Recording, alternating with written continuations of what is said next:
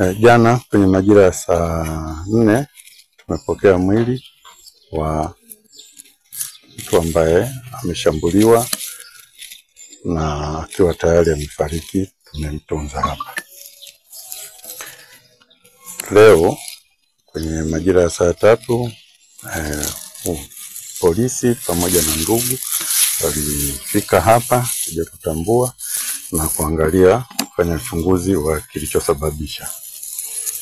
Imeonyesha kwamba amepata kushambuliwa na kitu chenye ncha kali kinachofanana na risasi, kimeingilia upande wa kushoto kwenye juu ya shavu upande wa kushoto na kutoka kwenye upande wa kulia kwenye shingo na kusababisha jeraha na kutokwa na damu.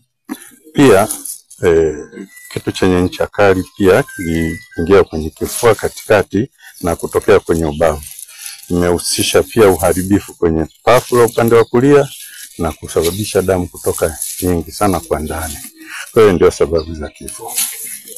Yule alikuwa anafanya biashara ya Tigo Pesa. Baada ya kufunga biashara anaondoka kurudi nyumbani, ndio akakutana na hao majambazi njiani.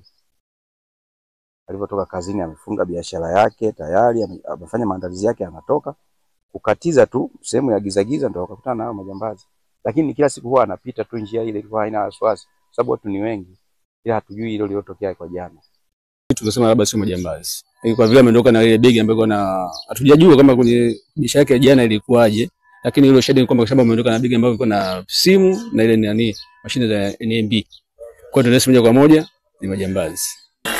Jana usiku tulikuwa nyumbani na mama. Ilipofika mida ya saa 2 mimi nilienda dukani. Baadaye nikarudi nikamkuta mama na baba hawakuwepo. Niliporudi nikamwambia mama, baba yuko wapi? Akaniambia babako amepata begi dukani, hilo begi ambalo huwa tunaweka vitu vyetu, vifaa vya miamala, kila kitu yani kinachohusu dukani. Akaniambia babako amefuata. Ikafika mida ya saa 3, maana nilikuwa natakiwa kurudi kosini, likizo ilikuwa imeisha. Kwa nikamwambia mama, mimi nataka kwenda kulala, baba yuko wapi? Akasema babako msubiri, anarudi sasa hivi.